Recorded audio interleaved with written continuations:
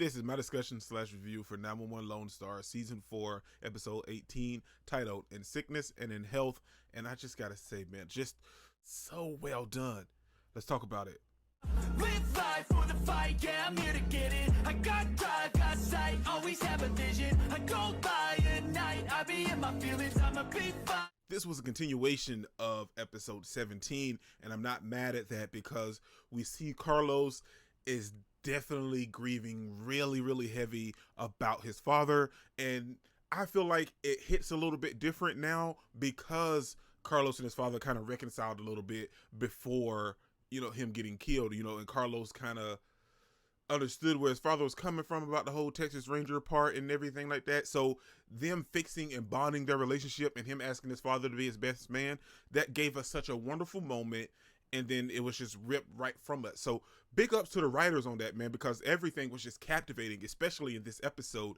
We see Carlos finds his father had a hidden, a false bottom drawer, and there was stuff in there about him solving cases. I want to say, he said 15 years ago, about corruption in the Texas Rangers, the APD, and stuff like that. And I feel like that's another asset we get to see of Gabriel, man. I mean, we didn't really get a lot, but when we got Gabriel, we saw him and Carlos kind of button heads a little bit, and then as the series progressed, we see them kind of reconcile, but then they turn around and butt heads again. So right there at the ending, him and Gabriel coming to a peaceful resolution and accepting each other, only for that to be ripped apart and cut short with Gabriel's death.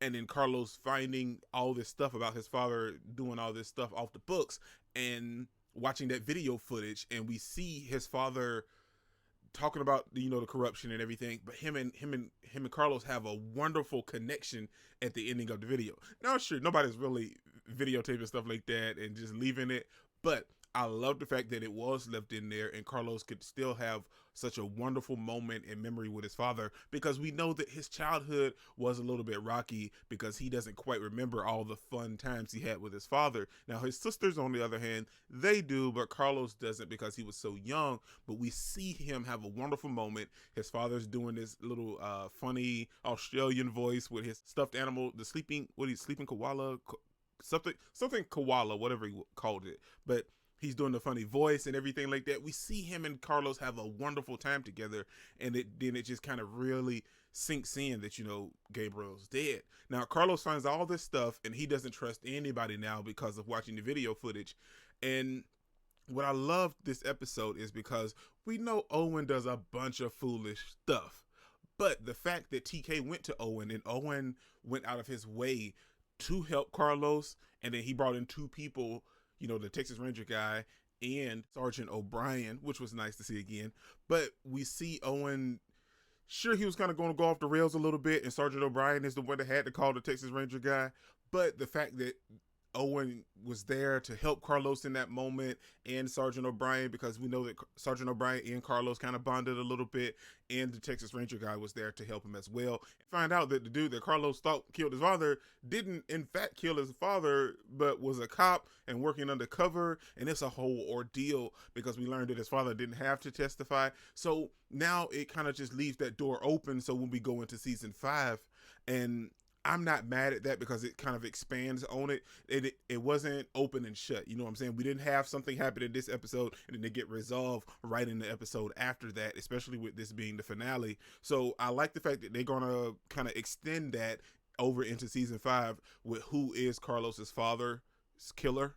So it's kind of back into season 1 when we were looking for Iris, you know what I'm saying, when Iris was missing. So big ups to that. I feel like it's definitely a callback, but it's such a nice callback as well. It's sad, but it's also one of those things that we're going to have to deal with it as it progresses, and we can see that kind of transpire over season 5 while Carlos is also dealing with his grief. Now, him and TK has decided to postpone the wedding, but at the end of the day, when all that stuff about his father had came out, Carlos realized that he wanted to marry TK, and I think the wedding turned out beautiful. Tommy's singing was fantastic. I enjoyed all of it. All of the scenes kind of coming across together. Everybody there with their significant other, which was fantastic.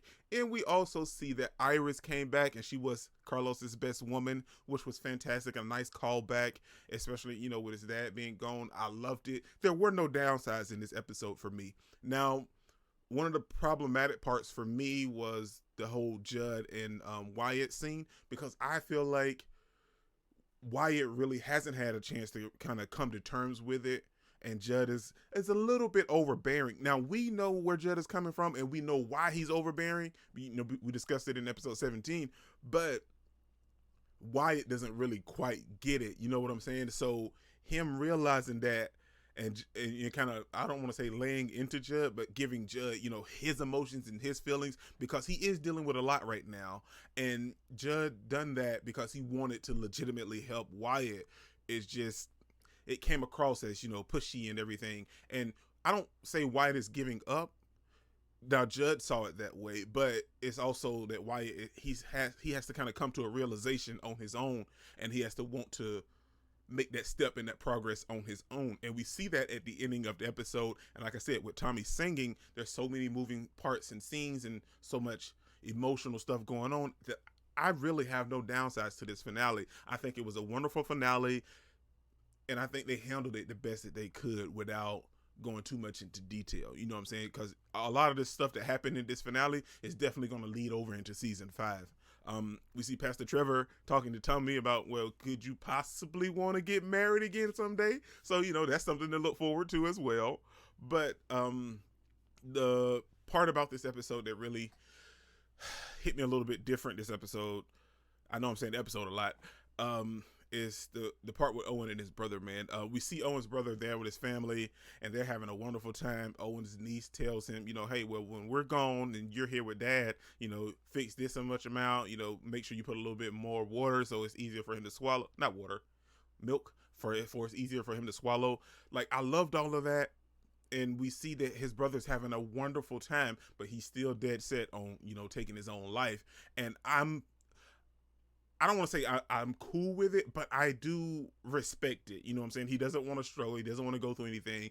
And he's not asking Owen to do it or commit it. He's just asking Owen to be there and call 911. And I know this is gut-wrenching and hurting and heartfelt for Owen, but I understand where his brother was coming from, and Owen decided to do it anyway. It sucks for his daughters.